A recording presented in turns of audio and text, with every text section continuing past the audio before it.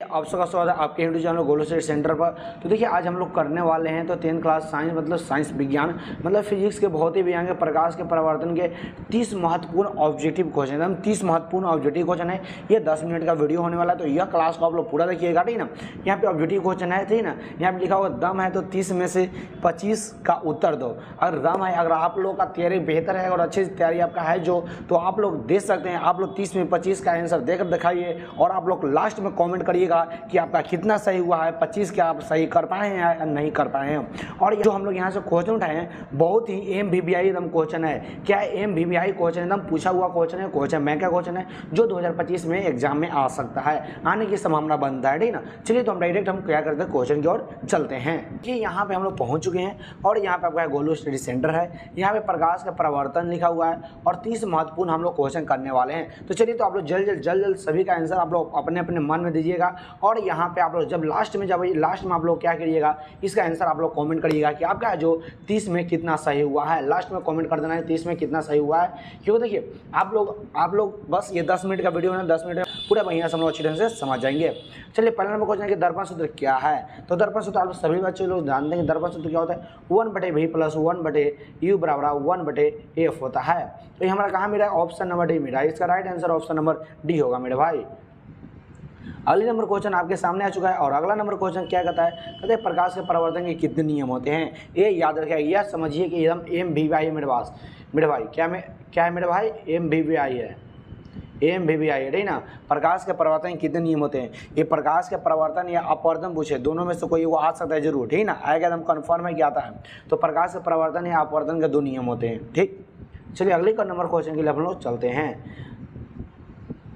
अगला number question यहाँ पे कहता है कि गोलीय दर्पण में फोकसांतर एवं वक्रता त्रिज्या के बीच होती है संबंध क्या होती है, तो आधी होती है। तो A बराबर क्या होता है मेरे भाई, R/2 होता है। तो A बराबर R/2 कहाँ 2 है, ऑप्शन नंबर सी। अगला नंबर क्वेश्चन है क्या कहता है, अगला नंबर क्वेश्चन देखिए अभी क्वेश्चन 2017 में पूछा गया है। तो प्रकाश का परावर्तन नियम,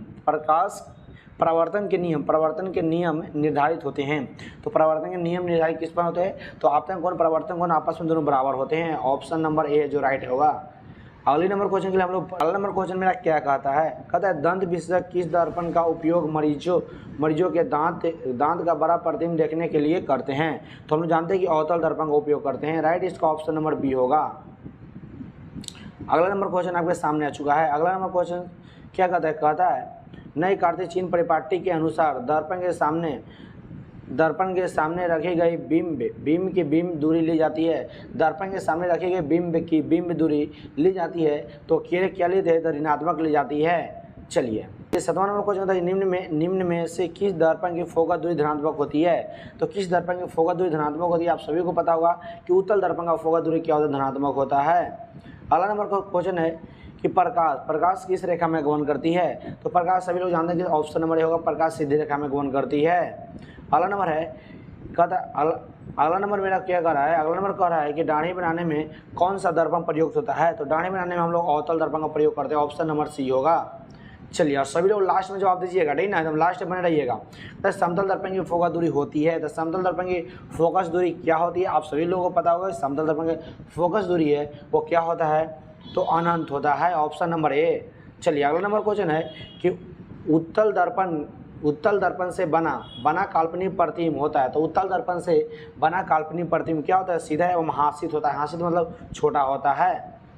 अगला नंबर क्वेश्चन है कि एक गोलीय दर्पण की फोकस दूरी +20 सेंटीमीटर है, तो यह गोलीय दर्पण कैसा है। तो +20 सेंटीमीटर फोकस दूरी है, तो फोकस दूरी किसका प्लस में होता है, तो सभी लोगों को तो पता ही होगा कि उत्तल दर्पण का फोकस दूरी प्लस होता है। तो ऑप्शन नंबर इसका राइट ऑप्शन नंबर ए होगा सही।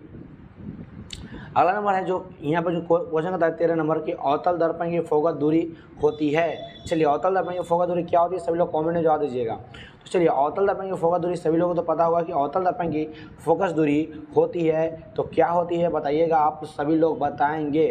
कहीं इसका ऋणात्मक होती है, ऑप्शन नंबर ए होता है। चलेंगे अगला नंबर क्वेश्चन बताइएगा क्या कहता है।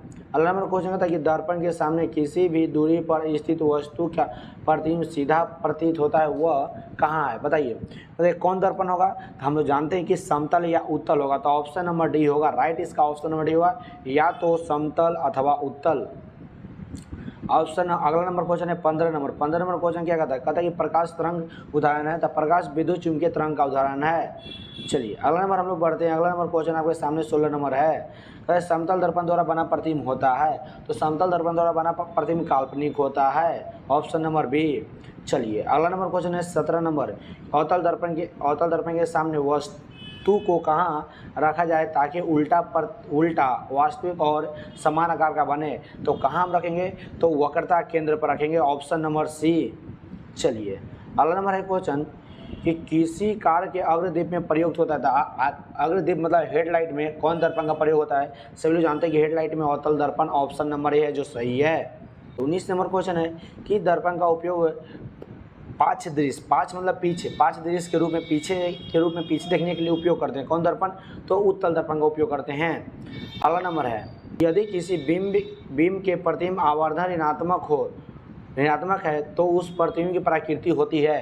तो देखिए ऋणात्मक होती है, क्या आवर्धन ऋणात्मक होती है तो उस प्रतिबिंब की प्रकृति क्या होगी, तो 20 का राइट आंसर होगा वास्तविक और उल्टा होगा, राइट ऑप्शन नंबर ए होगा। 21 नंबर क्वेश्चन क्या कहता है, निम्न में कौन उत्तल दर्पण की फोकस दूरी है जिसका वक्रता त्रिज्या 32 सेंटीमीटर है, तो 21 का राइट आंसर क्या होगा आप लोग कमेंट करेंगे। तो 21 का right answer option number C होगा। प्लस कितना होगा 32। आप लोग जानते हैं कि ए बराबर क्या होता है, तो ए बराबर r/2 होता है, तो r का मान 32 है और प्लस में 2 है, काटेंगे तो 16 होगा। तो यहाँ पे देखेंगे हमला उत्तल दर्पण बोल दिया, तो उत्तल दर्पण की फोकस दूरी हमेशा क्या होती है, प्लस में होती है, तो प्लस ऑप्शन नंबर सी है जो राइट आंसर हो गया। चलिए अगला नंबर क्वेश्चन है अगला नंबर 22 नंबर, काल्पनिक प्रतिबिंब होता है, तो काल्पनिक प्रतिबिंब है वो कैसा होता है, सभी लोगों को पता होगा कि काल्पनिक प्रतिबिंब कैसा होता है, तो सीधा होता है। अगला है किसी बिंब का अवतल दर्पण द्वारा बना प्रतिबिंब आभासी सीधा तथा बड़ा पाए तो वस्तु की स्थिति कहाँ होती है, तो वस्तु की स्थिति जब सीधा बड़ा, ठीक ना, आभासी सीधा बड़ा, तो आभासी सीधा बड़ा जब भी अवतल दर्पण में प्रतिबिंब बनता है तो वह वस्तु कहाँ रहता है, तो दर्पण के ध्रुव, ऑप्शन नंबर डी है जो राइट आंसर होगा। दर्पण के ध्रुव तथा मुख्य फोकस के बीच, ऑप्शन नंबर डी है जो सही होगा। 24 नंबर क्वेश्चन है कि किस दर्पण में दूर की वस्तु का प्रतिबिंब सीधा बनती है, कौन सा दर्पण में दूर की वस्तु का प्रतिबिंब सीधा बनती है, तो इसका राइट आंसर क्या होगा, तो केवल समतल दर्पण में, ऑप्शन नंबर सी होगा। सॉरी सी हम लिख दिए, डी लिखे मेरे भाई, सी होगा, ठीक ना। 25 नंबर क्वेश्चन यहाँ पे क्या कहता है, 25 नंबर क्वेश्चन पढ़िए। कहता है किन दर्पण से हमेशा वस्तु से छोटा प्रतिबिंब बनता है, किन दर्पण से हमेशा वस्तु से छोटा प्रतिबिंब बनता है, तो राइट इसका क्या होगा, तो उत्तल दर्पण, ऑप्शन नंबर ए जो सही होगा। अगले नंबर क्वेश्चन के लिए चलते हैं। इस नंबर क्वेश्चन कहता है कि एक प्रकाश किरण एक समतल दर्पण पर लंबवत आपतित होती है तो परावर्तन कोण का मान होगा, तो परावर्तन कोण का मान राइट इसका ऑप्शन नंबर डी होगा, सही होगा 0 डिग्री। क्या होगा मेरा भाई, 0 डिग्री, ठीक ना, क्योंकि लंबवत आती है, तो लंबवत आएगी, लंबवत जब गिरती है तो एन हो जाएगा 90 और एन हो जाएगा 90, तो 90 खत्म, तो 0 डिग्री बनेगा, राइट इसका आंसर ऑप्शन नंबर डी होगा। चलिए 27 नंबर क्वेश्चन है।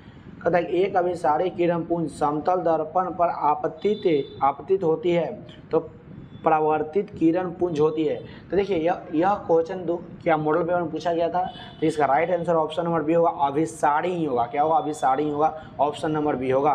28 नंबर क्वेश्चन है कि किसी समतल दर्पण द्वारा आवर्धन होता है, बताइए समतल दर्पण द्वारा आवर्धन क्या होता है, तो 28 का राइट आंसर क्या होगा, तो प्लस में होता है, +1 होगा, ऑप्शन नंबर ए होगा। चलिए अगला 29 नंबर क्वेश्चन क्या कहता है फोकस दूरी 20 सेंटीमीटर के अवतल दर्पण की वक्रता त्रिज्या होती है, तो अवतल दर्पण की वक्रता त्रिज्या होती है तो क्या होती है, तो 20 सेंटीमीटर बोल दिया तो आधा होगा, 10 सेंटीमीटर होगा।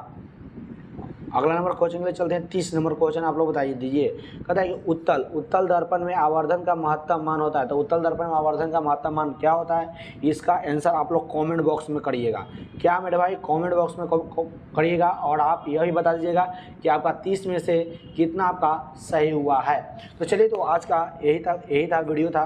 तो आज का वीडियो पसंद है तो वीडियो को लाइक करेंगे, चैनल को सब्सक्राइब करिएगा, वीडियो को शेयर करिएगा। और देखिए प्रतिदिन आपको मिलेगा, प्रतिदिन एकदम MVVI प्रतिदिन हम क्या मिलेगा को मिला है MBBI ऑब्जेक्टिव, यहाँ पे मिलेगा हर विषय का, हम लोग ऑब्जेक्टिव कर देते हैं, प्लस में लाइव क्लास भी करवाते हैं। तो आप लोग चैनल को सब्सक्राइब करिए, PDF के लिए टेलीग्राम ग्रुप पर जाकर जुड़ जाइए। ठीक है, तो चलिए तो हम लोग मिलते हैं किसी नेक्स्ट वीडियो में, तब तक के लिए सभी लोगों को जय हिंद, जय भारत।